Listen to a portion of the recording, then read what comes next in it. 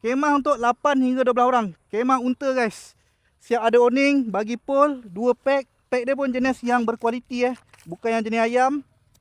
Okey, dalam dia, ni pintu depan ada mosquito net. Nak santai macam ni pun boleh. Korang boleh buka dia punya tingkap sini. Bila buka jadi macam ni. Nak tutup dia akan jadi macam ni untuk privacy kan. Boleh berdiri, boleh solat. Ada satu partition. Anak boleh tidur luar, mak ayah boleh tidur dalam. Boleh zipkan dia. Luar dalam ada zip. Nak buka pun boleh. Kita boleh gulungkan dia.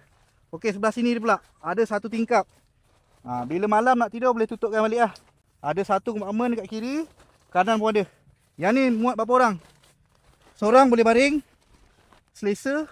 2 orang, 3 orang, 4 orang, 5 orang, 6 orang. 6 orang pun selesa So kemah ni memang besar Untuk permulaan yang mana mencari kemah yang family besar 8 hingga 12 orang guys.